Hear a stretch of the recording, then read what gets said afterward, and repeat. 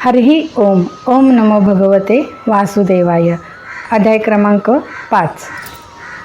ओवी क्रमांक 52. न नाम भ्रातरम सद्यो गोकर्णमेति चाब्रवीत त्वयाहं मोचितो बंधो कृपया प्रेत क्लश्मलात. त्याने ताबडतोब आपला भाऊ गोकर्णाला नमस्कार केला आणि तो म्हणाला, बंधो, तू दयाळूपणे माझी प्रेतयोनीच्या यातनांपासून सुटका केलीस. ओवी क्रमांक 53. धन्या भगवती वर्ता प्रेतपीडा विनाशिनी सप्ताहोपी तथा धन्यः कृष्णलोक फलप्रदः.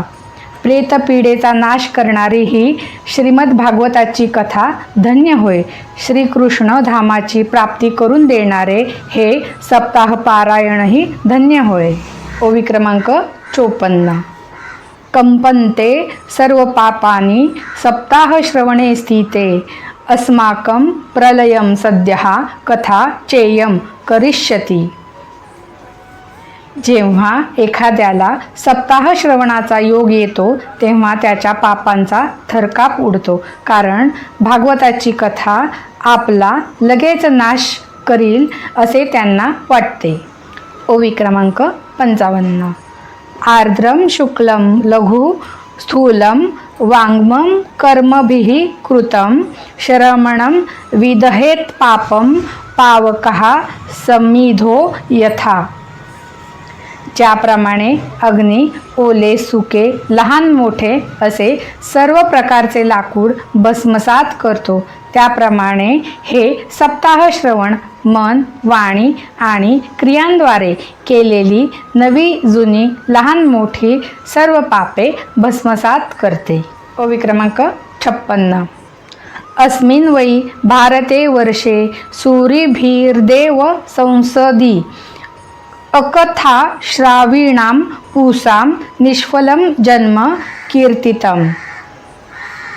विद्वानांनी देवतांच्या सभेमध्ये म्हटले आहे की या भारतवर्षात जो श्रीमद भागवताची कथा ऐकत नाही त्याचा जन्म व्यर्थ होय. ओवी क्रमांक 57. किं मोहतो रक्षितेन सुपुष्टेन बलियसा अध्रुवेण शरीरेण शुकशास्त्र कथां विना. बरे, या नाश पावणाऱ्या शरीराचे मोहपूर्वक लालन पालन करून त्याला धष्टपुष्ट आणि बलवान बनविले, आणि जर श्रीमद भागवताची कथा ऐकली नाही तर त्याचा काय उपयोग. ओवी क्रमांक 58. अस्थिस्तंभं स्नायुबद्धं मासं शोणितलेपितं चर्मावद्वन् दुर्गंधम पात्रं मूत्रपुरी शयो. हाडे या शरीराचे आधारस्तंभ आहेत. नाडीरूपी दोऱ्यांनी याला बांधले आहे. त्यावर मांस आणि रक्त याचा लेप देऊन कातड्याने याला मढविले आहे. हे मलमूत्राचे भांडेच असल्याने यातील प्रत्येक अंगाला दुर्गंधी येत आहे. ओवी क्रमांक 59. जरा शोक विपाकार्थं रोगमंदिर मातुरम दुष्पुरम दुर्धरम दुष्टम संदोषम क्षणभंगरम. वृद्धावस्था आणि शोक यांमुळे परिणामतः हे दुःखमय असून रोगांचे घरच आहे. कोणत्या ना कोणत्या इच्छेने हे व्याकुळ असते, याची कधी तृप्तीच होत नाही. याला धारण करणे हेही एक ओझेच आहे.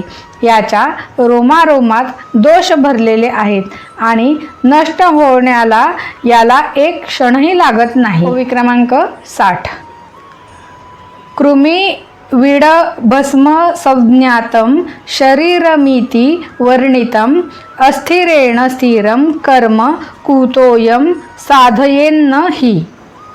शेवटी याला पुरेल तर त्यातून किडे उत्पन्न होतात, पशूंनी खाल्ले तर विष्ठेत रूपांतर होते आणि अग्नीत जाळले तर राखेचा ढीग तयार होतो असा 3च प्रकारांनी याचा शेवट होतो. अशा विनाशी शरीराकडून मनुष्य अविनाशी फळ देणारे काम का करून घेत नाही? ओवी क्रमांक 61. यत्प्रातः संस्कृतं चान्नं सायं तच्च विनश्यति तदीयरस संपुष्टे काये का नाम नित्यता. जे अन्न सकाळी शिजविले जाते ते संध्याकाळपर्यंत खराब होऊन जाते, तर मग यातील रसामुळे पुष्ट झालेले शरीर नित्य कसे राहील? ओवी क्रमांक 62. सप्ताह श्रवणालोके प्राप्यते निकटे हरिः अतो दोष निवृत्त्यर्थ मेत देव ही साधनम. या जगात सप्ताह श्रवण केल्याने भगवंताची तात्काळ प्राप्ती होऊ शकते, म्हणून सर्व प्रकारचे दोष नाहीसे होण्यासाठी हेच एकमेव साधन आहे. ओवी क्रमांक 63. बुधबुधा इव तोषेषु मशका इव जंतुषु जायन्ते मरणायैव कथा श्रवण वर्जितः. जे लोक भागवत कथा श्रवण करीत नाहीत ते पाण्यावरील बुडबुडे आणि डास यांच्याप्रमाणे केवळ नाहीसे होण्यासाठीच जन्माला येतात. ओवी क्रमांक 64. जडस्य शुष्क वंशस्य यत्र ग्रंथी विभेदनम चित्रम किमु तदा चित्तग्रंथीमेद भेदः कथा श्रवात. ज्याच्या प्रभावामुळे निर्जीव आणि वाळलेल्या बांबूच्या काठी तुटतात, त्या भागवत कथेच्या श्रवणाने चित्ताची अज्ञानरूप गाठ उकलली जाईल. यात विशेषते काय? ओवी क्रमांक 65. भिद्यते हृदयग्रंथी छिद्यन्ते सर्व संशयः क्षीयन्ते चास्य कर्माणि सप्ताह श्रवणे कृते. सप्ताह श्रवण केल्याने मनुष्याच्या हृदयाची अज्ञानरूप गाठ सुटते, त्याचे सर्व संशय नाहीसे होतात आणि सर्व कर्मे क्षीण होऊन जातात. ओवी क्रमांक 66. संसार कर्द मालेप प्रक्षालन पटीयसी कथातीर्थे स्थिते चित्ते मुक्तिरेव बुधै स्मृतः. हे भागवत कथारूपी तीर्थ संसारातील पापरूप चिखल धुवून काढण्यात पटाईत आहे. विद्वानांचे म्हणणे आहे की जेव्हा हे कथातीर्थ हृदयात स्थिर होते तेव्हा मनुष्याची मुक्ती होते, हे निश्चित समजावे. ओवी क्रमांक 67. एवं ब्रुवती वै तस्मिन् विमानमाग मतददा वैकुंठा वासीर्भियुक्तं प्रस्फुर रद्दी दीप्तिमंडलम. ज्यावेळी धुंदीकारी हे सर्व सांगत होता त्याचवेळी वैकुंठातील पार्श्वदाहांसह एक तेजस्वी विमान तेथे उतरले. ओवी क्रमांक 68. सर्वेषा पश्यन्ता भेजे विमानं धुंदिली सुतः विमाने वैष्णवान वीक्ष गोकर्णो वाक्यम ब्रवीत. सर्व लोकांच्या समक्ष धुंदीकारी त्या विमानात चढून बसला, तेव्हा विमानातून आलेल्या पार्षदांना पाहून गोकर्ण त्यांना म्हणाला. गोकर्ण उवाच. ओवी क्रमांक 69.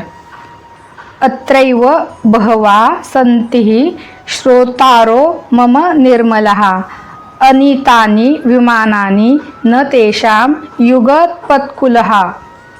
गोकर्णाने विचारले, भगवंताच्या प्रिय पार्षदांनो, येथे तर शुद्ध अंतकरणाचे अनेक श्रोते आहेत, त्या सर्वांसाठी आपण आपल्याबरोबर आणखी विमाने का आणली नाहीत? ओवी क्रमांक 70.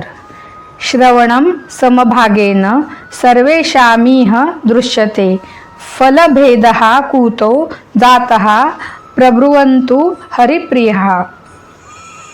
आम्हाला तर असे दिसते की इथे सर्वांनी सारख्याच भावनेने कथा ऐकली आहे, तर मग फलप्राप्तीत असा भेद का, हे आपण सांगावे. हरिदासा उचुः. ओवी क्रमांक 71. श्रवणस्य विभेदेन फलभेदोत्र संस्थितः श्रवणं तु कृतं सर्वैर्न तथा मननं कृतं फलभेदतास्तो जातो भजनादपि मानद. हरिदास म्हणाले, फलप्राप्तीच्या भेदाचे कारण श्रवणातील भेद आहे. श्रवण सर्वांनी सारखेच केले हे म्हणणे बरोबर आहे, परंतु याच्यासारखे सर्वांनी मनन केले नाही.